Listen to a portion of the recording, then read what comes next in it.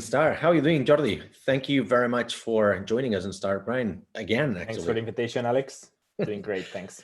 Jordi is directly related to the story of Startup Grind, or indirectly related, because Startup Grind in Barcelona began at Itnig 6 years ago, right? It was on March 29th, 2014, when we did a presentation event with Bernat Ferrero, who at the time was the CEO and founder of Itnig.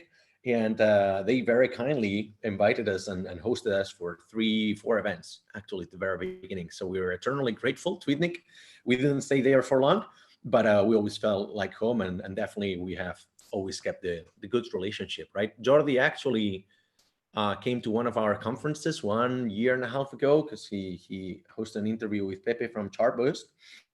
And now it's time to interview him because, long story short, I mean, Jordi is a very active actor in the startup ecosystem in Barcelona. Among other spells, he was the former CTO at Red Booth, also previously known as Teambox. He's also an angel investor. He invests through the Itnig One Fund.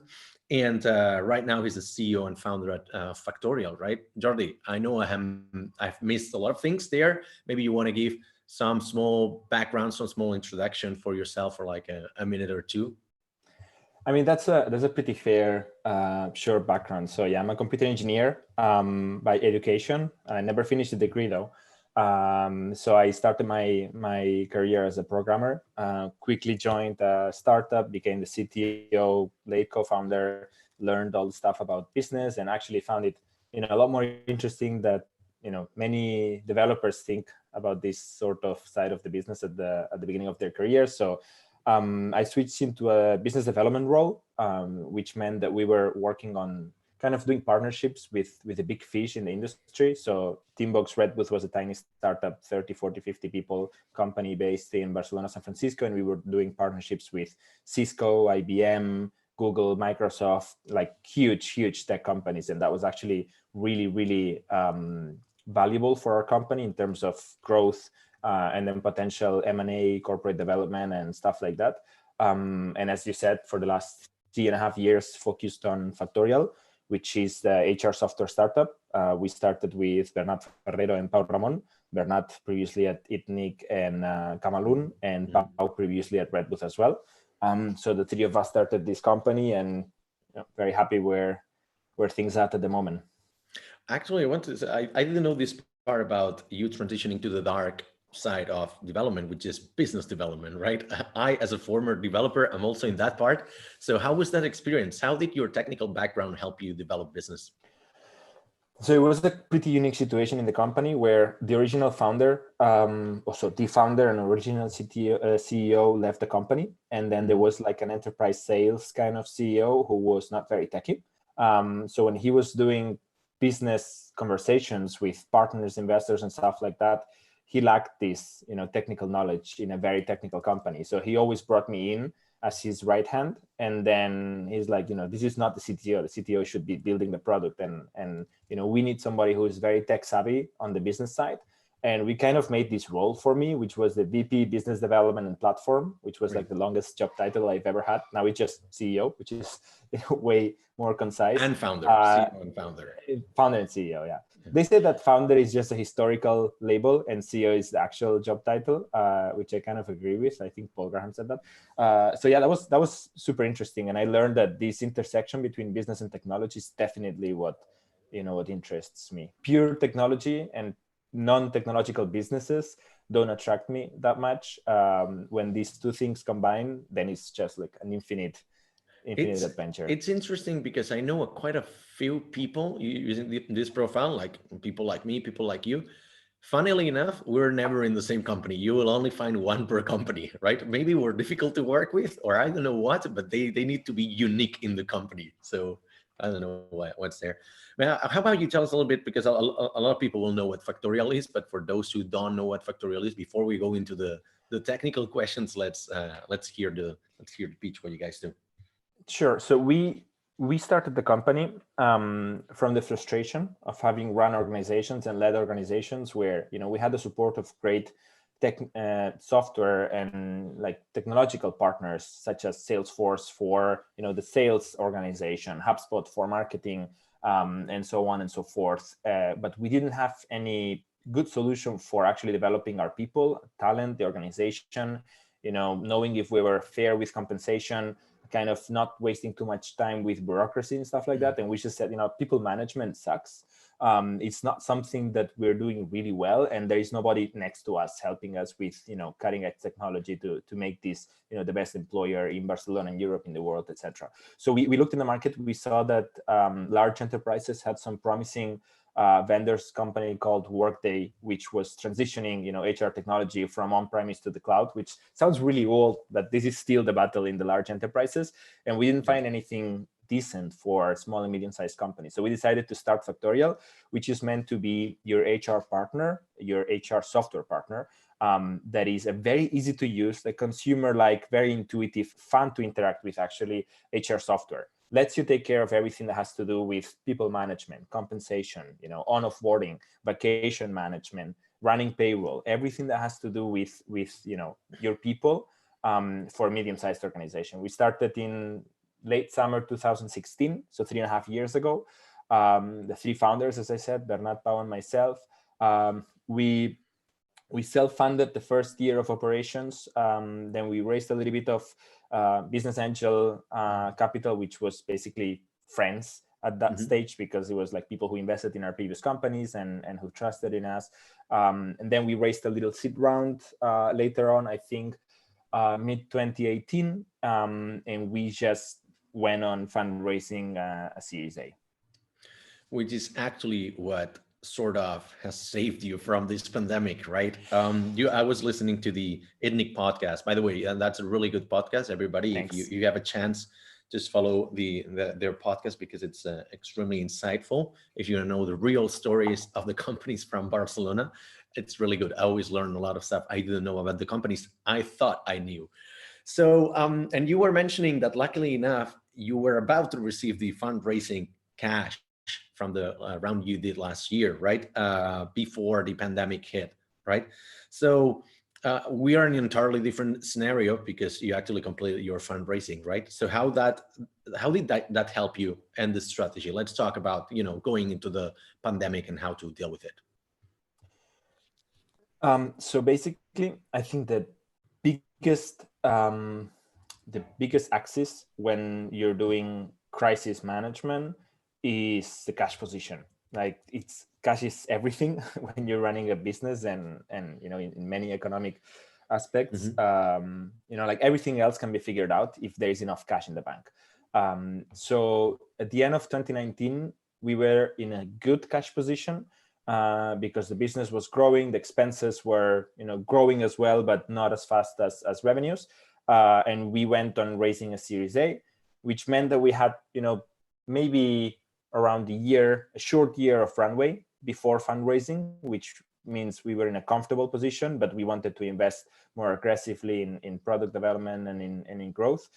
So we decided to go fundraising, and at the same time, we started executing under the assumption that the fundraising was going to happen, which means we increased burn rate significantly, right? So we almost doubled burn rate in a couple of months, because we hired a ton of software developers. We grew our sales team, we grew our marketing team, we started hiring customer success people, and then we went on fundraising. It was a very successful exercise. And then, shit hits the fan, and basically the whole world is collapsing. We had very, very good support from our investors, who were kind of telling us everything's going to be fine. We'll make it through this. It doesn't matter what's going on in the news. It doesn't matter if countries lock down. It doesn't matter if institutional investors kind of freak out a little bit. We're here to have your back and so on. But as days went on, and you saw these laws in Spain that were forbidding foreign investments of over 10% ownership in certain sectors. You hear about countries kind of limiting the import-export, the trade, stuff like that. It's like, shit, we're not talking to local investors, we're talking to international investors. And if our country does something weird, their country does something weird, the bank is suddenly imposing restrictions and stuff. It got a little bit stressful at the end of the process, but happy to say everything went went through very smoothly. It was hard. Obviously, a lot of exceptions had to be made. Like it was not, a usual transaction, but it got done.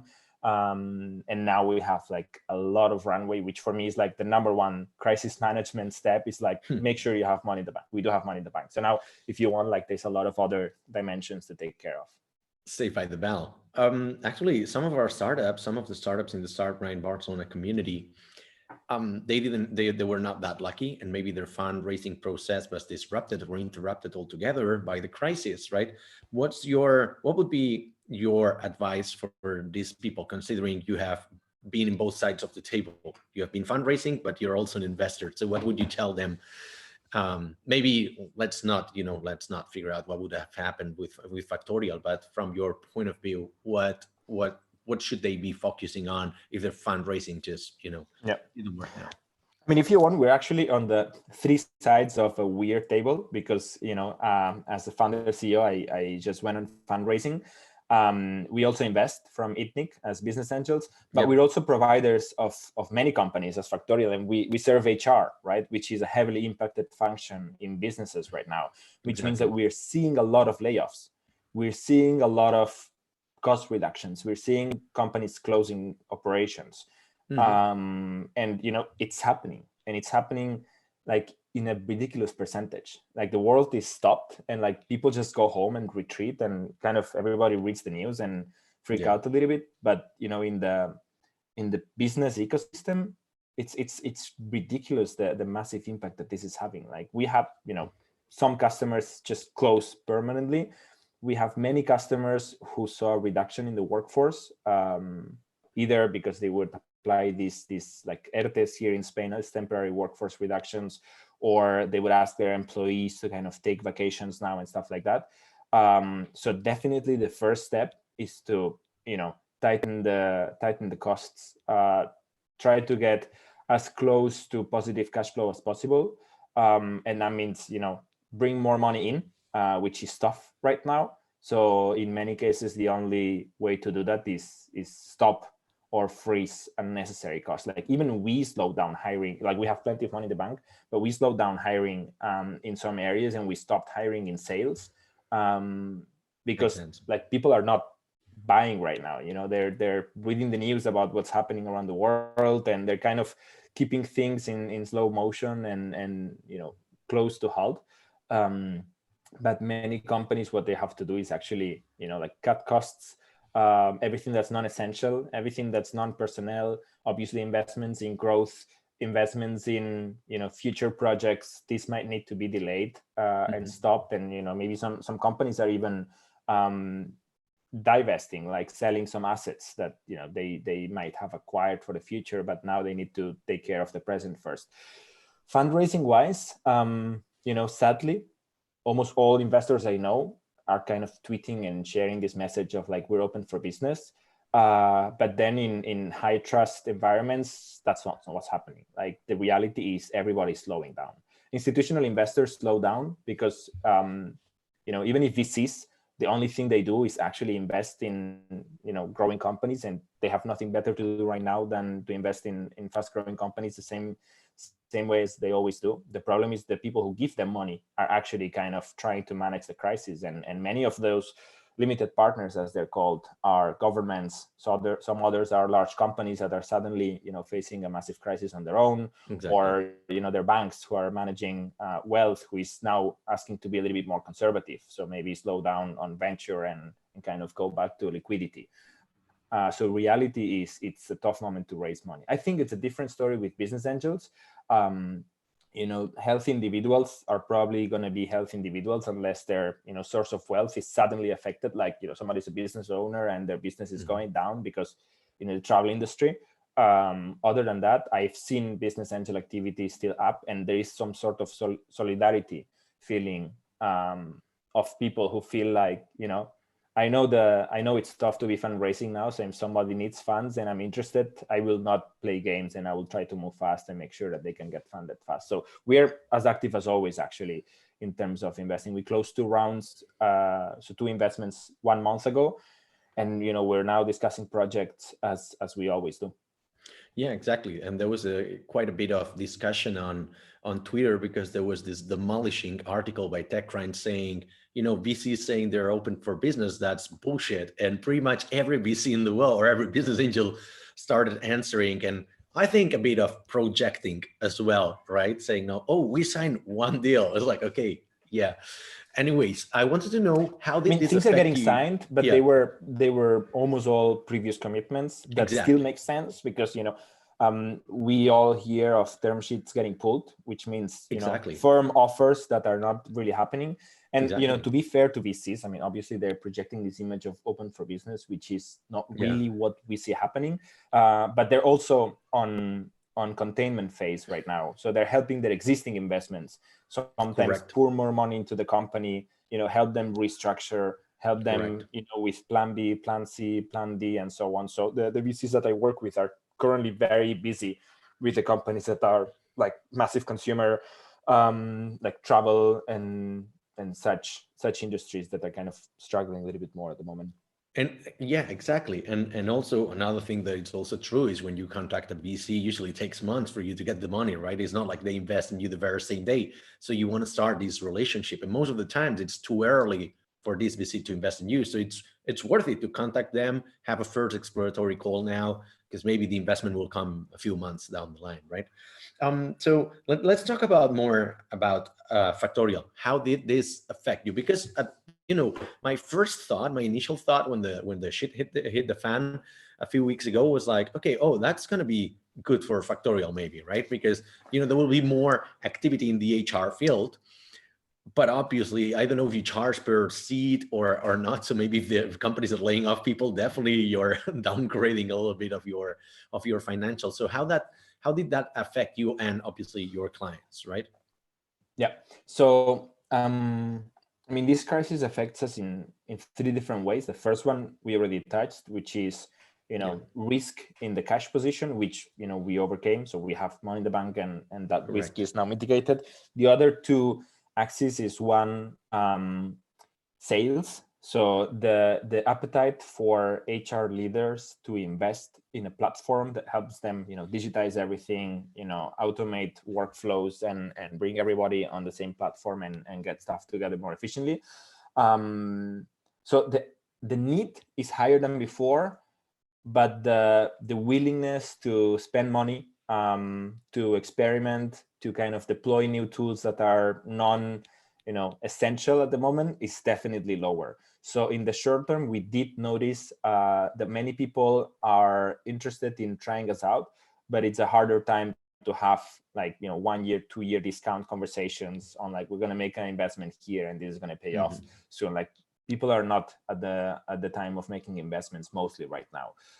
So we did notice a slowdown in terms of like larger deals, but what we decided to do to kind of tackle this or embrace the current situation is like, okay, so there is a higher need of our solution right now, but there is higher friction to close deals right now. So let's just postpone the business conversation and let's just provide as much value as we can to as many people as we can.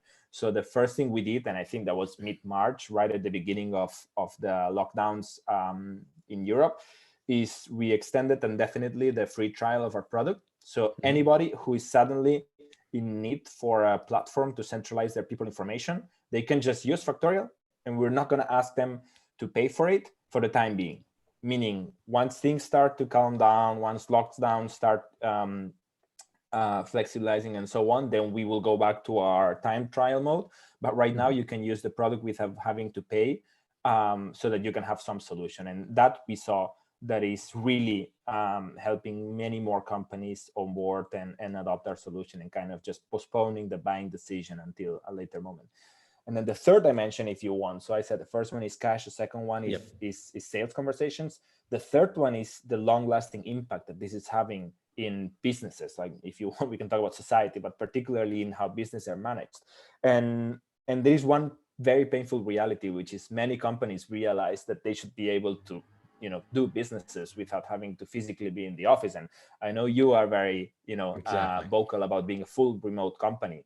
And you kind of like a extreme high technical company, but our customers range from restaurant chains restaurant chains to factories to startups to marketing agencies, like all sort of customers we have.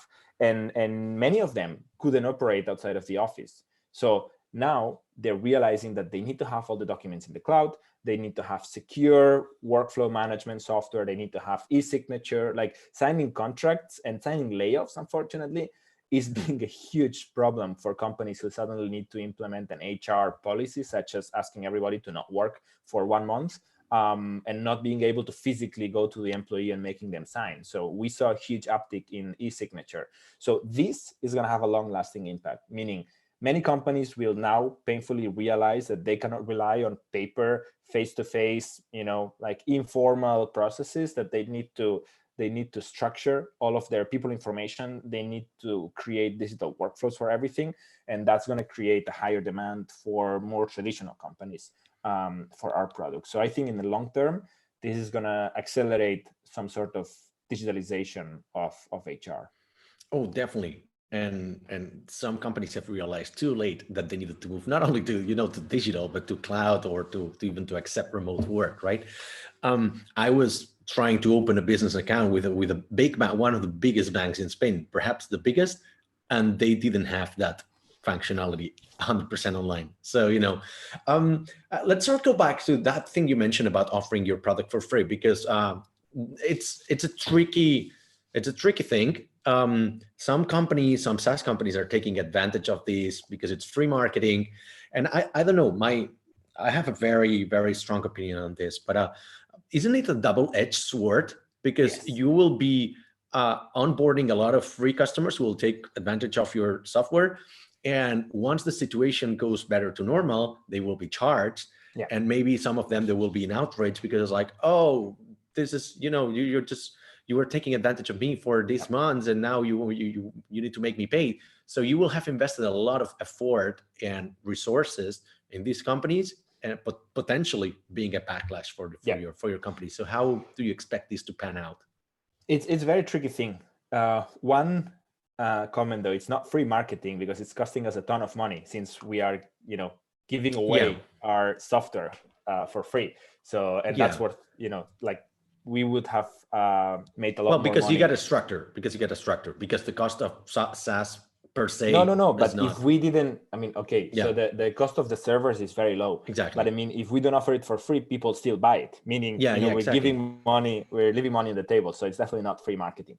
So there is three things, right? So when we decided to do that, we discussed this a lot, because first of all, this is something that we believe is good for our business, which is also our responsibility as business owners and managers. Exactly. We think that postponing the sales conversation in the current circumstance is good.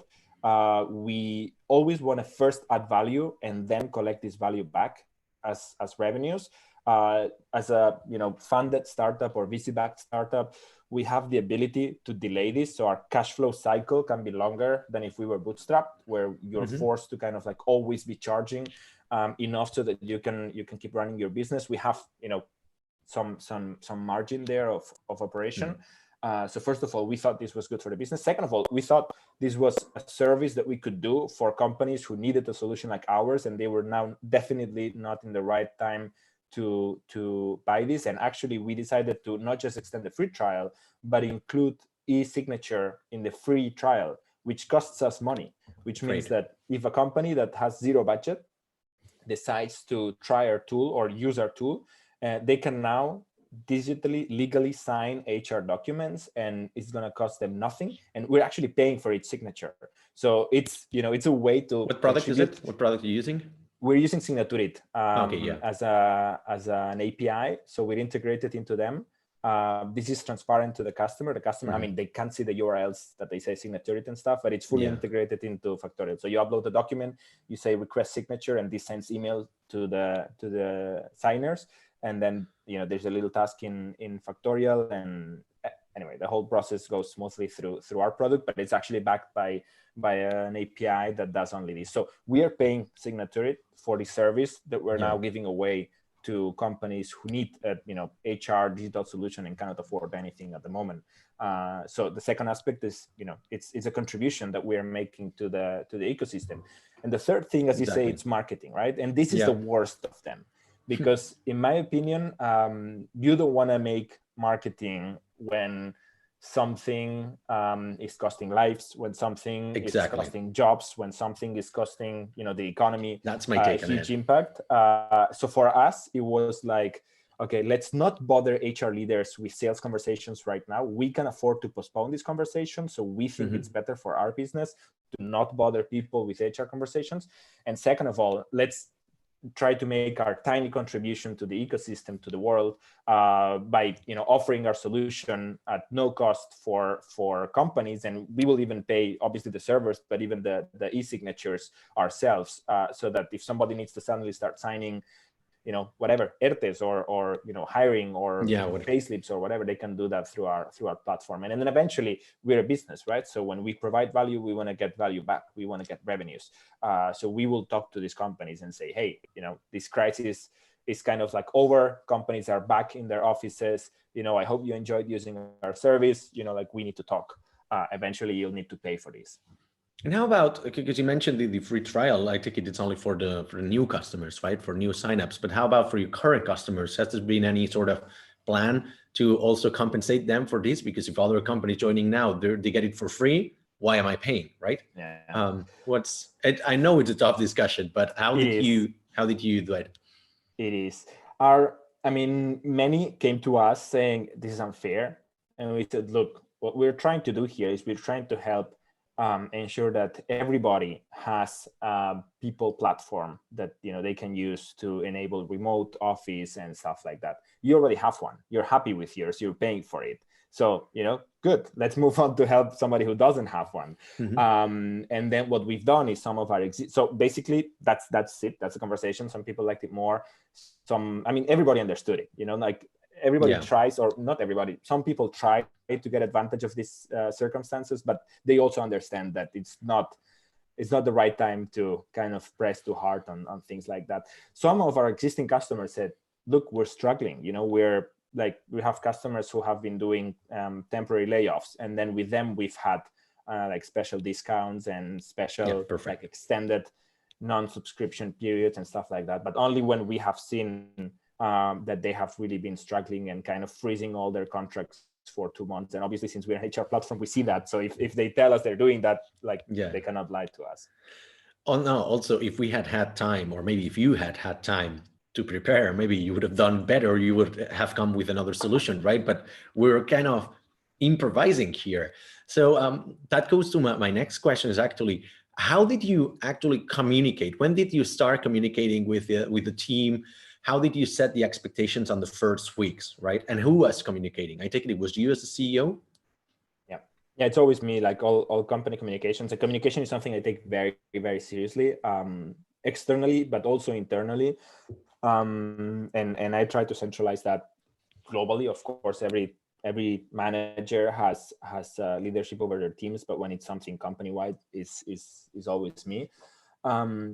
So it's funny because the week before the official lockdown in Spain, so we're based in Barcelona, obviously, and the week before the official lockdown is when people started talking a lot about we should probably implement some social distancing measures. And it's funny that I think it was really 24 to 20 to 48 hours maximum, a period from when we said, and we officially communicated to everybody. It's like, look, it sounds like social distancing is for the better. So if you want to work from home, feel free to do that. As a company, we always had a remote friendly policy. Now it's getting more friendly than ever.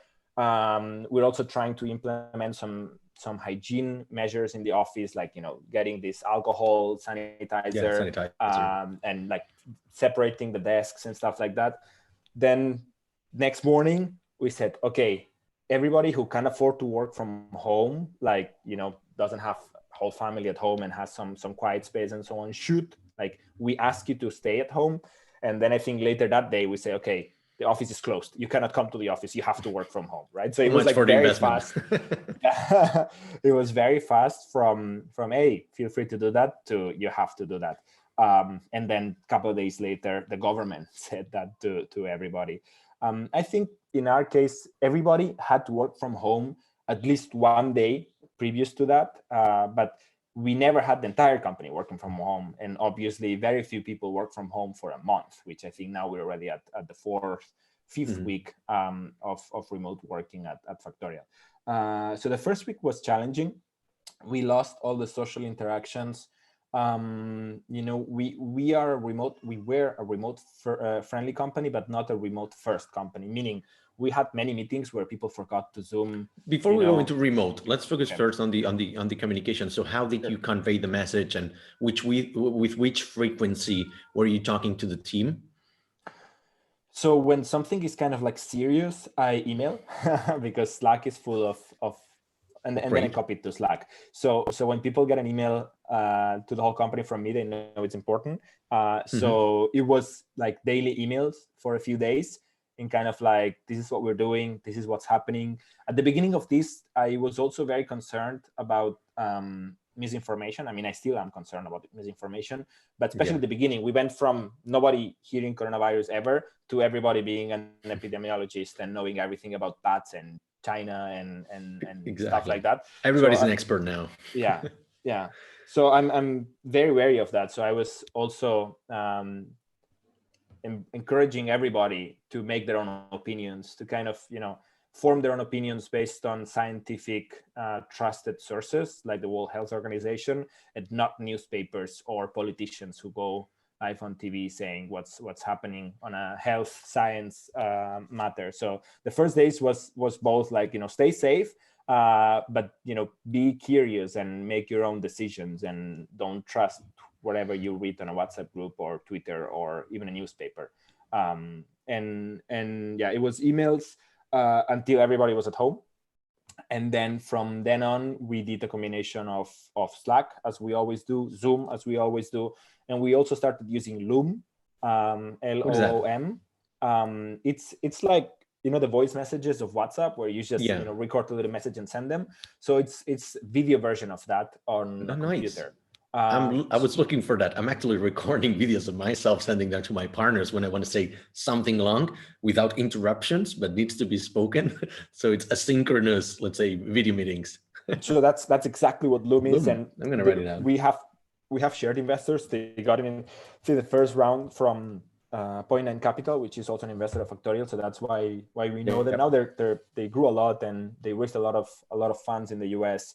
As well, and they're doing really well. So it's a really simple, really simple but neat product, and we also use it. So you record yourself, no screen, camera or no camera, and then you just say, hey, have a great week. We're going to do this, and that. We'll see each other on Friday, but if you have any questions, blah, blah, blah. Like, you just record something, and you just send the link to everybody. And for me, it's much faster to kind of improvise a 5-minute pitch than to write down a 2-page letter, which would be the same amount of information. And it's also more personal. It's I don't know. We started doing that, which is surprisingly effective. Video, that's something I discovered recently, right? Because even though, my company, we're 100% remote, hard remote, no office, we've been like this for 6 years.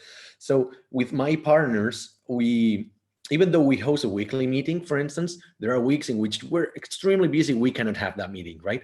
But I have the need, or recently I have seen that I have the need to tell them something via voice or video without interruptions, right? Because one of my partners, he's like interrupting me all the time. He's really good at what he does, but he always interrupts, right? And what I did is record myself on QuickTime, because you can record yourself with QuickTime and upload it to Dropbox. So what advantage does Loom offer in this regard? Just automation of that and just make it more seamless? Press a button and a link gets copied to the clipboard. That's it. Right. Like, I mean, that's why I said it's very simple, right? So as you're a developer yourself, I am a developer myself, you could build an MVP of Loom in 3 hours, the same way you could build an MVP of Slack in 2 days. It just works. It works really well. Then it has some editing features. It has privacy settings, et cetera. We also started using that a lot for communicating to customers, but that's not because of the coronavirus situation. That's just because we like to record videos and send them to our customers. And how about the meetings? Because I heard you several times mentioning this, and let's touch base on this. So you are used to do management by wandering around, because that's a concept I just learned from you. Yes. Which is basically just touching base with everybody you just bump into in the office, and then kind of update each other and see how things are going. But now you can do this in a remote environment, right? I think that one of the main mistakes companies do when transitioning to hard remote is they try to replicate everything they did before. Like, oh, we do all of these things, all these meetings, all these, procedures, all these workflows, and now we gotta have exactly the same thing online. Well, maybe some of these things, they don't make sense, right? How are you doing with this? What's the struggle you found, and how did you solve it? Yeah. So for me, the best thing of this confinement has been my individual contributor time, right? So I have time to focus on things because I just switch off notifications, like close the door. Yeah. And then, I can be 2 or 3 hours full focus, which is impossible for me at the office. It's impossible to be 2 hours without somebody walking by and requiring my attention for something. On the downside, the worst thing for me is I cannot wander around. I cannot just walk around the office. And I don't mean it as a 19th century or 20th century boss who kind of looks over the shoulders of people. Yeah. I usually walk around the office and sit next to somebody or between two people and start chatting with them. Like I try to go somewhere where they're not super focused with their like headphones on and staring at the screen, but maybe they're talking to each other and I just join the conversation. And then first of all, I care about their lives and how they're doing and what they did on the weekend or what they plan to do next weekend. And how their families are and stuff like that. And second of all, you're like, what are they working on? How do they like the new team that they just joined? How is the new hire going? Can they be helpful with the onboarding? Can I be helpful with the onboarding and stuff like that? So this is something I'm used to do a lot. And it's an important chunk of my normal days. And this is very hard to do remote. So the first week I was of fully remote confinement, I was quite anxious about not having that. Then the second week, I went a little bit too much in, and I was like zoom all the time, talking to everybody via video conference and calling people, and sometimes and that was too much. And now I'm kind of trying to stabilize into, let's make sure I speak to a few people every day, not necessarily my meetings, but like a few other people than those that I already. So you have. randomize as well between the team members. Yeah, I can't. I mean, it's not. Scientifically randomized, but I kind of think I didn't speak to this person in a while. The problem is there are some new hires I've never seen face to face. That's crazy. There's like 10 people in Factorial I've never met, and they work with us because we onboarded them the last couple of weeks. You're 76 people now. We're 76 people. We onboarded, I think, 10 to 12 people since we are fully remote. All right. Which is crazy. Onboarding people remotely is definitely trickier than face-to-face, right? We're going to go back to the office to somebody who has been working with us for already 1 month, and I will not know, I will not even recognize and be able to say, oh, you are Alex, like. Exactly. Yeah, circling back to one thing you briefly mentioned is that the need to focus, that you're finding focus time right now because you're shutting down all notifications. Funnily enough, that also happens with me, that I'm used to remote working with a hard model, right? But I think that most of the time I have freed up is because I don't go to in-person meetings, right? I just noticed that some days I've got like 3, 4, 5 meetings even. And by the end of after the 5th meeting, I have already worked for 8 hours or even 9 hours, but I haven't produced anything, right? Yeah. And it's really hard to deal with this because you feel, first of all, that you haven't worked at all and that you haven't produced. But that's a false feeling because those meetings might be really substantial, right? Yeah. And so it's hard to deal with this. How are you dealing with this change of mentality? Have you found any similar situations as well related to this? I think going back to the evolution or the transition of this last few weeks, for me, week 2 was extreme. And one of the things I did is, as always, my calendar ends up being full, like back-to-back things. Yeah. But when it's full of like physical things, there is the coffee, there is lunch meetings, there is like things around the office. So there is a lot of off time in between things. But when you have back-to-back video calls, it's exhausting because you're like, like now, boom, talking, or usually like making decisions, discussing, debating, creating, and then you disconnect, and then you connect to another one, and it's like boom again, like there is no 10-minute, let's walk to get a coffee and come back, let's order lunch, let's do stuff like that. And usually, like lunch ends up happening in front of the computer, which I hate, but somehow ends up happening these days.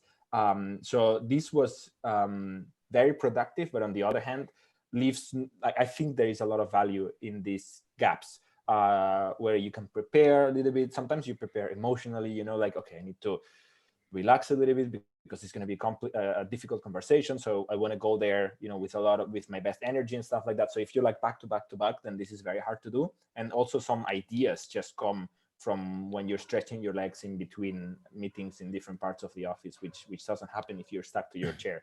So I think now I kind of try to manage a balance. I stopped using Calendly, which is this tool I use for people to book on my own calendar, because I send it to just shorten the cycle, the process the friction, of finding right? stuff. The problem is they always book it in the wrong time, like it's free in my calendar, but I don't want a meeting there. And obviously it's too late. And then I don't want to tell them, oh, can we move it? Because then like, why do you send a Calendly link at all? So this is something that is unsolved to me. Like I need Calendly with common sense, which I guess is it's an assistant, but I don't want an assistant. So yeah, somebody has an idea, I'm open to suggestions. You should build an MVP. Yeah, no, but I have the same problem. I stopped using it at the beginning of the year because it was, sometimes I would even get like a double booking. I didn't think that was possible, right? Or any weird situations, or it doesn't take into account the local holidays, for instance. So people would be booking me on Semana Santa. Recently was a good example. That was a really good example. And another thing is that I wanted to comment is, from a manager perspective, right? A lot of people, when we've been hosting these online events, and the first two were solely about remote work, they were like, how do, the dreadful question of how do I know whether my employees are working or not, right? I mean, I think we can skip that phase, but hopefully. Hopefully. But in your case, you might be, so how do you calculate productivity? That's something I get every day or every week. How do you calculate productivity? And has it changed, or are you measuring the different KPIs in your team during this situation? I don't know if you manage, you're using sprints or what kind of other, quality measures. How do you calculate productivity was a nightmare question at my previous company, which was a project management software, collaboration software about productivity. And that was the question that huge companies would ask when, they were thinking of spending $1 million in a productivity software. So I never had That's from the client answer. perspective. That's from the client perspective. I know, but in general, I never found the answer to how do you calculate productivity. I don't know. So at Factorial, actually, I don't calculate productivity. Maybe the exception to that would be sales, because sales do have like sales quotas, and exactly. It's very like, it's euros, it's revenue, how you calculate productivity of a sales rep. In the other teams like marketing, they produce content. I guess we're kind of on the same productivity level as before. In product development, which is the largest part of our team, I guess you could count features, but that's not really productivity. Productivity would be having impact in customers, right? So having outcomes. And this is really hard to measure, as in like, we did this pull request or we did this new design and this is the impact it had on customers. So what we're actually doing has changed, right? Huh? The roadmap has changed. Yes, it's been affected. The roadmap has changed. The team has grown. And we also implementing new methodologies. So like, I cannot answer your question to how do we calculate productivity, but what I can say is, since I cannot do my typical management style of, having these more casual conversations and kind of getting a feeling more, using more intuition and stuff like that, it's been a great chance or timing to deploy new methodologies or new tools that I had kind of in the backlog. So one of them is OKRs. So as a way, it's also the team has grown, right? We were 20 plus last year. Now we're 76, like, crazy team growth. And just to make sure, not to control what everybody's doing, but to make sure that they know that what they're doing is the right thing. We are using objectives and key results, which is a transparent, lightweight objective management system that just tells everybody the company cares about this, and then teams say, I will care about this, which is related to what the company cares about, and then individual contributors say, I will particularly care about these things, and this is how we will measure my own progress against that. So we just deployed OKRs 2-3 weeks ago, which has been going really well already, but let's see. They say it takes 2 to 3 quarters to see the real impact, but so far I'm quite happy with how things are going. And then I'm also dogfooding, and we're using performance reviews. We just launched this feature in our own product, which allows companies to launch performance surveys to their employees. So I launched one, or we launched one 10 days ago, that basically asks everybody in the company how they're feeling, how is their remote environment setup working, is there something they're missing, is there something their manager can be doing to help them be more productive, happier in their position, and so on and so forth. And people have really, like, my biggest surprise is some insights, some useful knowledge came through this survey, but the biggest impact and the biggest surprise for me is people really appreciated that somebody formally asked them how they're doing, to each and every one of them. So now we're going to be doing a lot more of that kind of, formal surveys and performance surveys and feedback cycles and stuff like that through our own product. Of course, that's why we have it.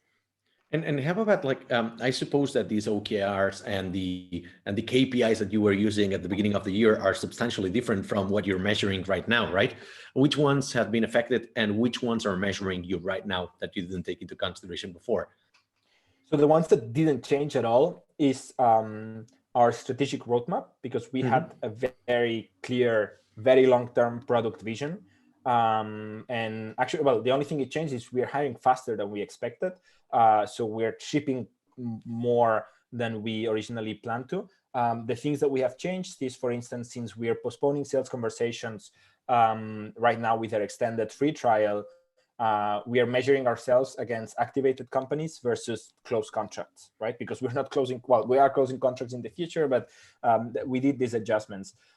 We also focused on parts of the product and communication of business problems that affect remote companies, that affect companies doing restructuring and stuff like that, which is obviously now much more on demand than it was 2 months ago, or than it will hopefully be 3 months from now. So we reprioritize things to make sure that we can be especially helpful in these tough times when it comes to HR challenges. And how about the tools to measure this? That's one of the first questions we got from our Greek friend, Harry. How are you doing? Are you using any software to track the OKRs? We are in the process.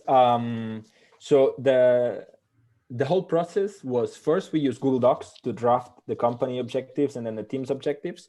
Then I've seen that some teams went straight to Airtable to kind of write their own objectives and their key results. And as a management team, we're trying GTM Hub, which is an OKR software, very easy to use, very lightweight, and it has some cool features, such as it integrates into some KPI software, so it can automatically update the key results. So GTM Hub would be the one specialized software. Okay. Yeah, I remember I was involved in a conversation with, I think it was Pau from your company, right? Yeah. Product guy, if I remember correctly. Pau was the CTO, one of the founders. CTO. And the thing is, I remember that we were talking about the source of truth, right? Especially in remote environments, it's more important, but like every company should have a single sort of truth, right? And while some companies have got Slack, and that's the most toxic thing I've ever heard, I think you're using Airtable, right? Can you describe what you're using Airtable for in your company? Because I remember like there were a lot of things that you were using Airtable for. Yeah, and it's funny you mentioned Slack. We love Slack. It's useful for, because you don't pay for it, because exactly. you don't want to go we back don't want to to pay for it.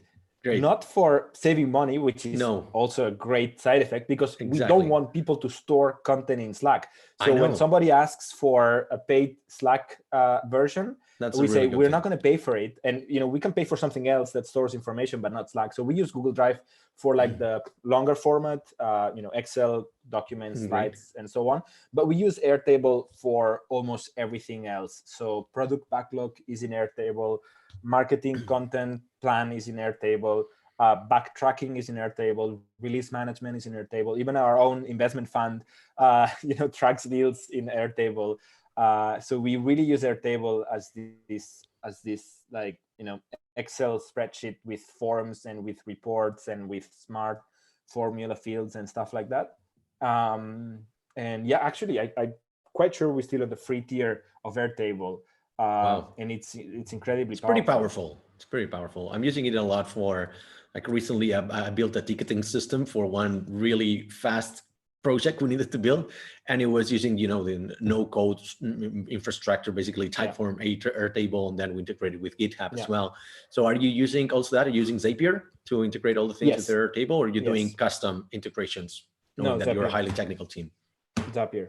Okay, what other tools, what other problems have you found? Like, this is a question coming from Germán, is what other, because you pinpointed certain problems with working with clients, right, when working remotely. So what are the main problems you've seen other than implementing the tool itself while working remotely? So have you seen any change in the client onboarding recently? I mean, the good thing is we've never had a face-to-face relationship with customers. So we sell worldwide from Barcelona, so we don't fly to see our customers usually. But so maybe that hasn't somebody really doesn't have much. some tools at home, whereas they had them in the office, right? I don't know. So that hasn't. So the core parts haven't changed that much. What has changed is that, as you mentioned right now, our customers are struggling at the moment in general. Companies are struggling because, if they're,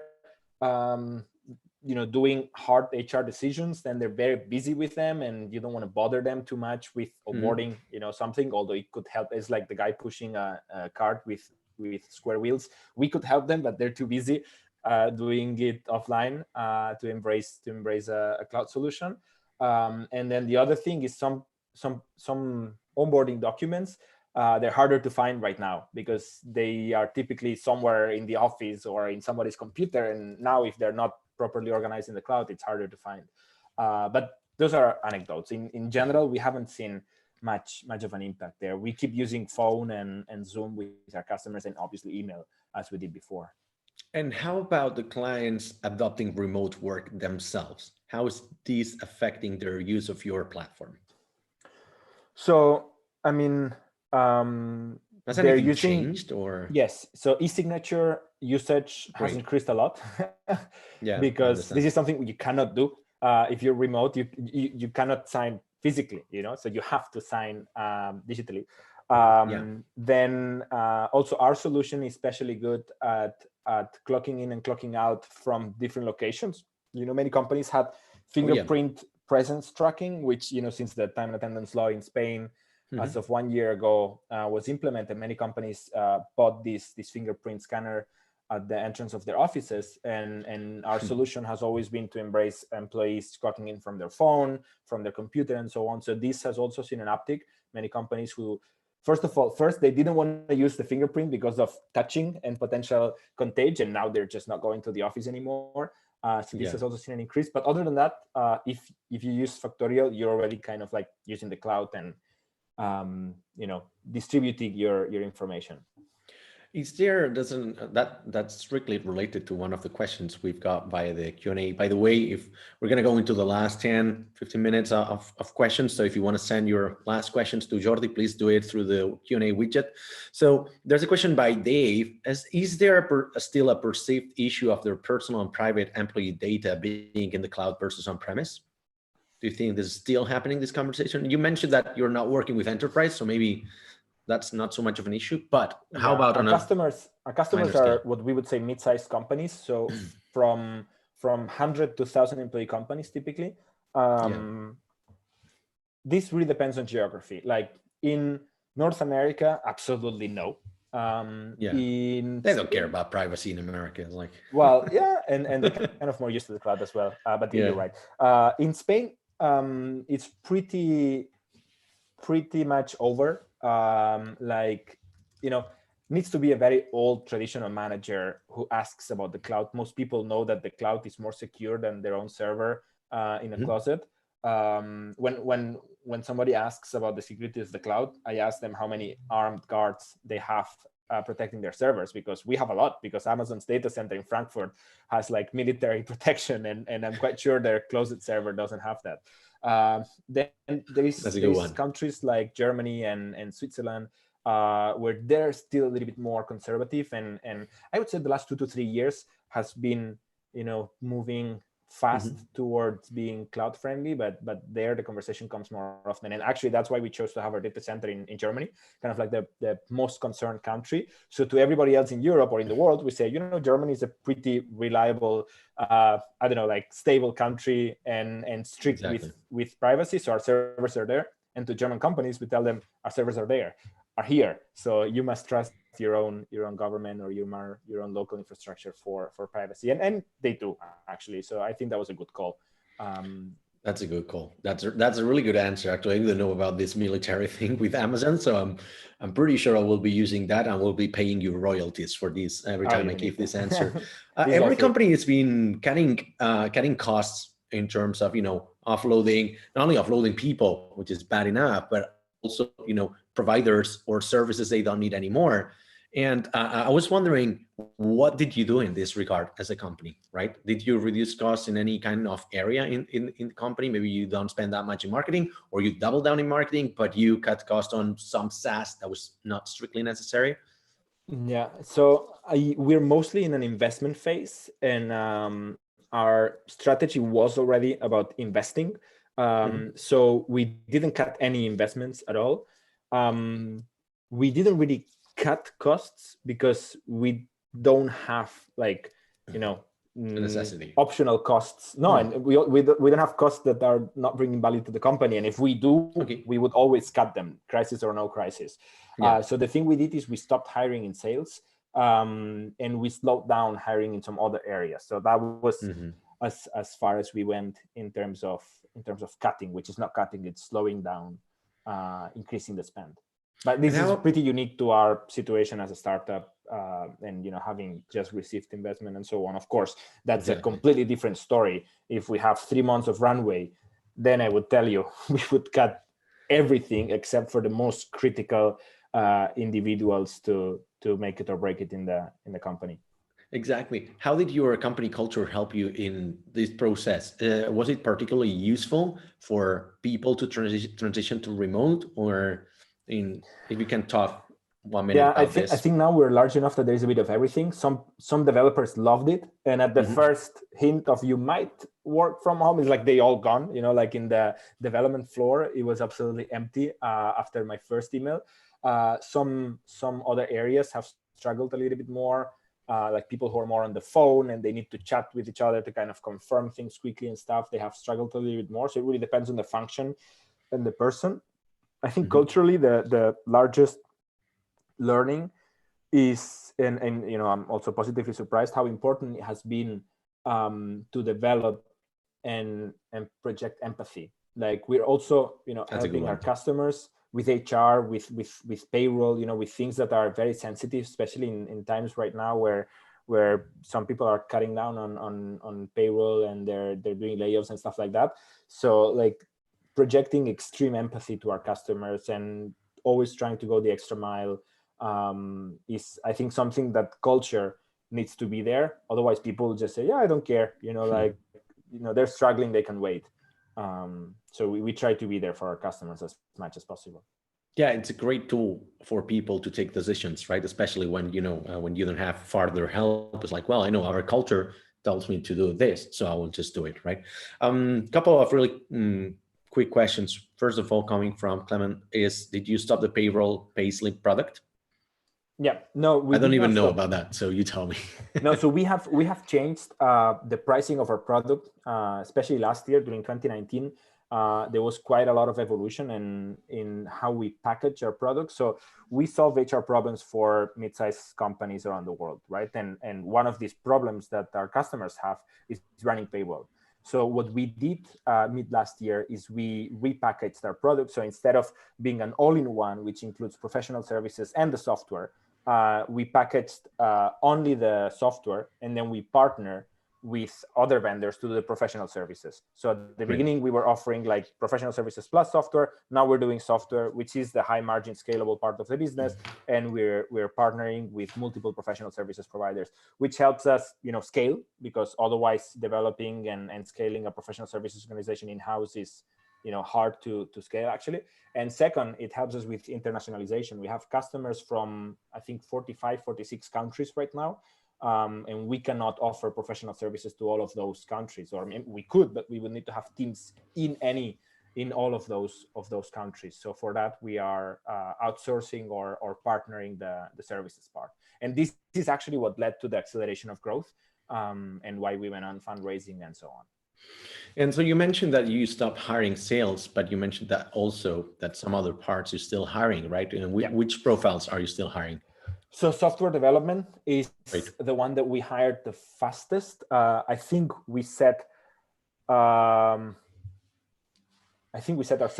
a goal of hiring 8 people in the quarter, and we hired 10 in the first 2 weeks of the month.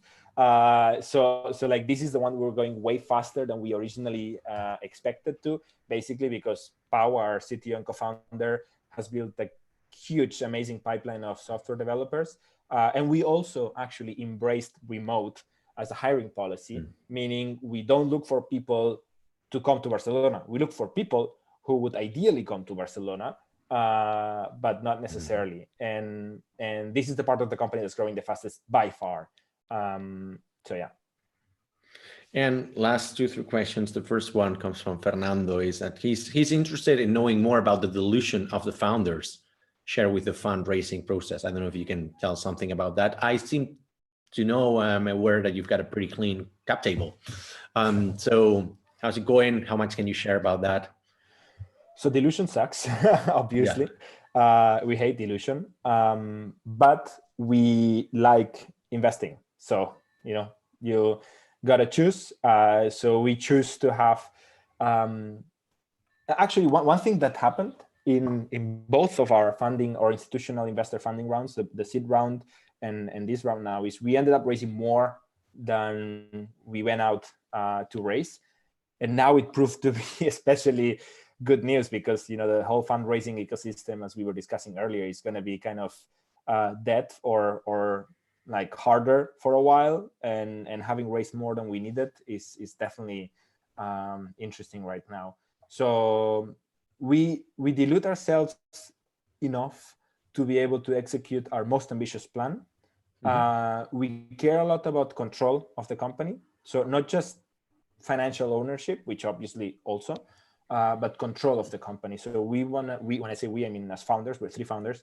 We want to make sure that the company's future is in our hands and that anything that happens to the business is going to be our fault, right? So we don't want to be able to blame some evil, bad investor for making company decisions. So that's an important aspect when it comes to dilution. We don't want to lose control of the company.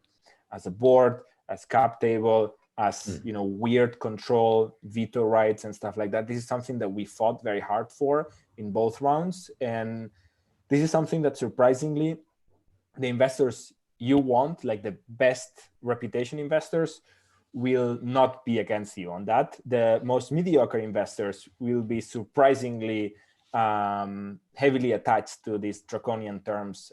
So it's like, they become more apart, right? So you want the good investor because they have good reputation, and then you work with them, and then you realize, this is a great investor to work with. So yeah, my recommendation is like, if you need money, get money. But if you can choose, fight hard for a good investor, because this will allow you to get much healthier terms. And it doesn't mean better selfishly for the founders. It's better for the company, in my opinion. Like if this company depends on us, we're here all day, every day thinking about the company. Our investors are thinking about other things. So I think it's better for the company if we have the last word on what's happening in the business. And clearly, one last comment about dilution. Yeah. One last comment about dilution, and I don't know if we're running out of time, but one thing that we've done is many investors, especially the good investors, don't care so much about valuation. but they do care about ownership of the company. So they want to own a significant stake of the company, so that the company goes public. They get 20%, 10%, 15% of that IPO value increase or markup. And that doesn't mean valuation. And that's something that I think many people don't understand. You can make your investors get a larger stake without having to decrease the valuation. And this is something that we have done. And I think, I'm quite happy how things turned on. We have, rotated investors. So the investors that came in the first rounds left in subsequent rounds, which means that we didn't have to dilute ourselves as founders more for the investors to own more of the company. So they just replace investors. Exactly. So this is called secondary transactions. So instead of putting money in the company, they also put a little bit more money into buying out existing investors. And this allowed the valuation to stay as you want, but their ownership percentage to go higher to fit their expectations. And this is something that allowed us to close investors who wanted percentage ownership that was higher than the dilution we wanted to accept. And then business angels were happy to get a very high multiple from when they originally came in, and they're kind of letting the bigger investors to take the ride. Cash out, right? It was pretty quick because the company hasn't been around for that long. So it's okay. Two last questions, our signature questions at Startup Grind Barcelona. First of all is, what's your most expensive fuck up, professionally speaking? And can you quantify it?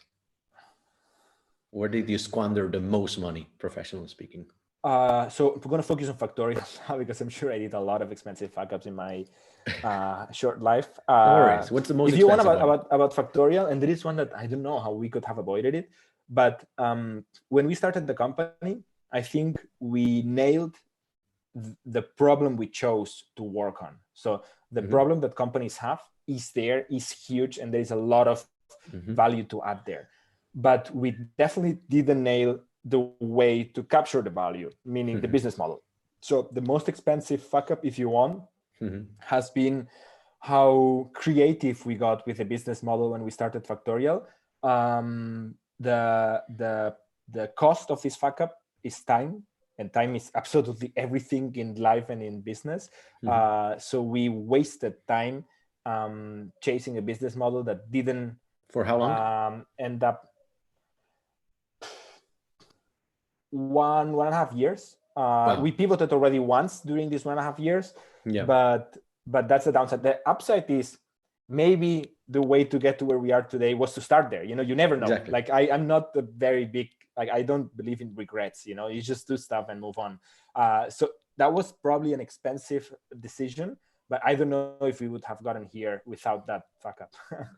No, and that's good, because a lot of people seem to be concerned about nailing it from the get-go. That's not going to happen. Like literally no startup ever has gotten to where they are, if they're big, especially from the business idea, business model, product, team, pricing, naming, whatever, URL, like domain, from what they had on day one. And the last one is, as an investor, we discuss very often when you look at somebody's pitch very early stage, and it's like, no, but look at the unit economics of this business model. And I always say, look at Factorial's unit economics when we were doing our angel round. It was a disaster, and everything was wrong eventually. Everything's going to change. Everything's going to change. And the last one is, Jordi, everybody has got a useless superpower, right? Something you do exceptionally well, but it's fucking useless, right? Like knowing the wrong songs in the karaoke, or mispronouncing a word every time you just say it, or losing socks. What's your useless superpower? Wish I had more time to think of more, but there is one that comes to mind because it surprised some people. I have terrible memory in general. Like, you tell me something today, and in a month we see each other, and I will not remember half of the things you told me. And this happens, with like things. That happens with CEOs pretty often, yeah. I don't know, maybe it is somehow. I think it's an entrepreneur thing. But I do have an insane photographic memory for numbers. So I might see you typing, I don't know, like your mom's phone number on your phone. And somehow 3 years later, I will still remember that number. And I remember many of my primary school friends' phone numbers I remember some of my oldest clients' passwords when I used to do web development when I was like 16, 17 years old. I would log into their FTPs and I would eventually remember their passwords, and I still remember them today. And I had a couple of cases where people asked me if I had this password written down somewhere because they lost access to the server, super common. And you have it here. And I didn't have it written down, but I remembered. So this is like a very weird kind of memory feature, which is mostly useless. Whose mom's numbers do you remember? Because that was an example. Sounds weird when you're 30 plus. I mean, I'm talking about when I was like 6 years old, 8 years old. All right. Thank you very much, Jordi. It was a lovely chat. It was really intense and really interesting. Thank you, everybody, for attending. See you on Thursday with Mariano Nájles from Las Moons. We're going to be having the same conversation, this time in Spanish, but how to navigate this crisis altogether. Thank you, Jordi, once again. Thank you, Alex. If anybody wants to pick up the conversation, Twitter at Jordi Romero, and I'll try to answer there. Thank you. Perfect. Have a good day. Same to you. Have a lovely day, everyone. Bye-bye.